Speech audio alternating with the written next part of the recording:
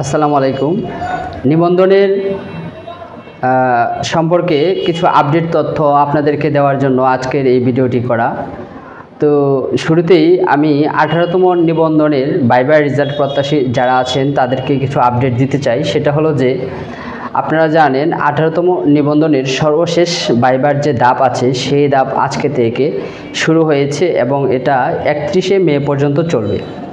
তো এটা হচ্ছে সর্বশেষ ধাপ।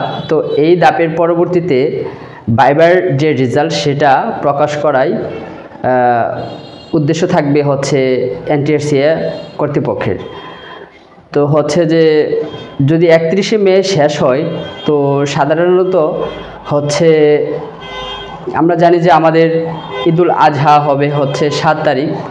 তো এটা মানে ঈদের পূর্ব মুহূর্তেও হতে পারে, আবার ঈদের পরের মুহূর্ত হতে পারে যে 18তম নিবন্ধনের ভাইবার রেজাল্ট প্রকাশিত করা হতে পারে। তো এইগুলো 18তম নিবন্ধনের আপডেট।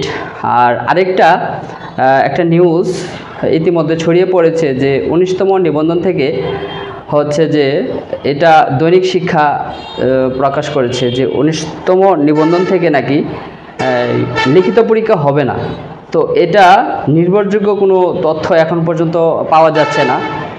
মূলত হচ্ছে যে একজন প্রার্থীকে যখন বাছাই করা হয় তখন বর্তমান যে সিস্টেমটা মানে চলতেছে সেটা হচ্ছে যে প্রিলি, রিটেন, তারপর হচ্ছে ভাইবা পাস করে তারপর তাকে নিবন্ধনে আসতে হয়।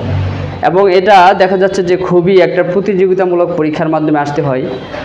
তো কথা হচ্ছে যে যদি মানে রিটেন যদি না থাকে, প্রিলির মাধ্যমে তারপর হচ্ছে ভাইবার মাধ্যমে যদি একজন প্রার্থী উত্তীর্ণ হয় তাহলে সেটা খুব কম সময় সাপেক্ষ ব্যাপার, খুব কম সময়ের মধ্যে নিয়োগ হয়ে যাবে, ঠিক আছে। কিন্তু হচ্ছে একজন প্রার্থীর যে মেরিট সেটা সঠিকভাবে যাচাই হবে কিনা সেটা আমার মনে হয় যে কিছুটা সন্দেহ থেকে যায়। তো জানি না এনটিআরসিএ কর্তৃপক্ষ কী সিদ্ধান্ত নিয়েছে, এটা হয়তো পরবর্তীতে তারা জানিয়ে দিবে।